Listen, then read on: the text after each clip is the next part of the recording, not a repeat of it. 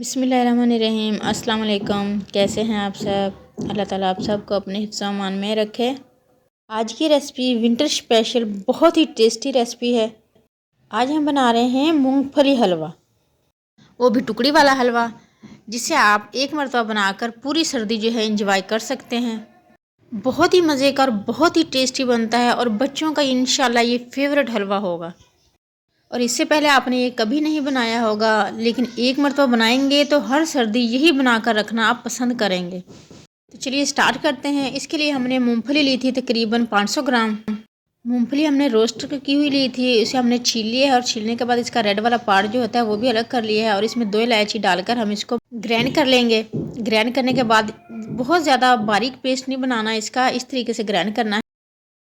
250 ग्राम हमने सूजी लिया है, इसे अच्छे से छान लिया है। छानने के बाद इसे कढ़ाई में ऐड करेंगे और तकरीबन 2 से 3 मिनट इसे हल्की आंच पर भून लेंगे। इसे हम बिना घी या ऑयल के ही भूनेंगे तकरीबन 2 से 3 मिनट। और जब इसमें से अच्छी सी खुशबू आने लगेगी, ये देखें माशाल्लाह बहुत अच्छे तरीके से ये भुन चुकी है। अब हम इसे अलग बर्तन में निकाल लेंगे। अलग बर्तन में सूजी निकालने के बाद इसी कढ़ाई में हम तकरीबन 200 ग्राम देसी घी लेंगे और उसे गर्म होने देंगे। जैसे ही घी गर्म हो जाएगा हम इसमें चीनी ऐड कर देंगे।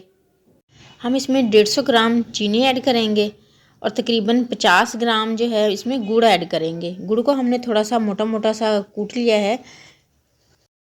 अगर आपको गुड़ पसंद ना हो तो आप तकरीबन इसमें 200 ग्राम चीनी ऐड कर दें, लेकिन गुड़ का इसमें बहुत ही ज़बरदस्त फ्लेवर आता है। बाकी आप गुड़ और चीनी अपने टेस्ट के हिसाब से कम या ज़्यादा कर सकते हैं।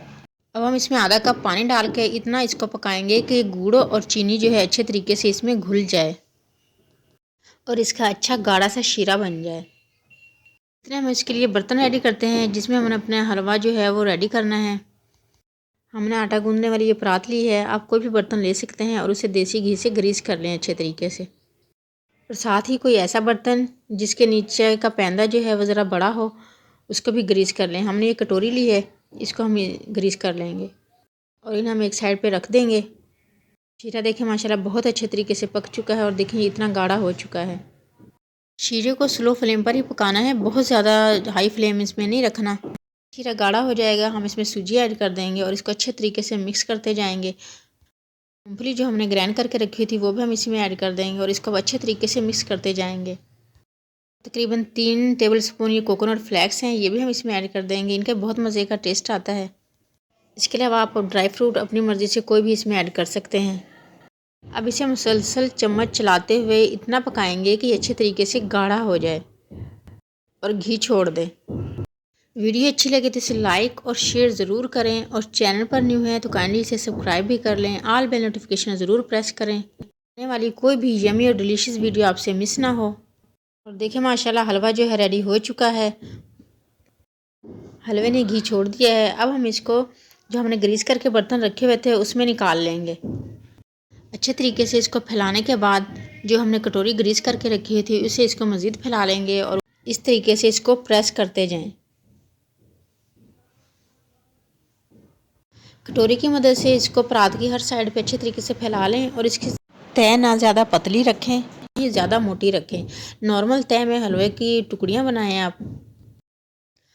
और इसको इस तरीके से प्रेस करने के बाद इसके ऊपर हम कोई भी ड्राई फ्रूट जो आपको पसंद हो वो ऐड कर सकते हैं। हम चूँकि मूंगफली का हलवा बना रहे हैं तो इसलिए हम इसके ऊपर मूंगफली ही थोड़ी सी ऐड करेंगे। हल्का सा दोबारा से प्रेस कर देंगे और इसकी शेप्स जो है कट कर लेंगे। आप इसको किसी भी शेप में कट कर सकते हैं और शेप में कट करने के बाद इसको तकरीबन 5 से 10 मिनट छोड़ दें और उसके बाद इसको निकालेंगे।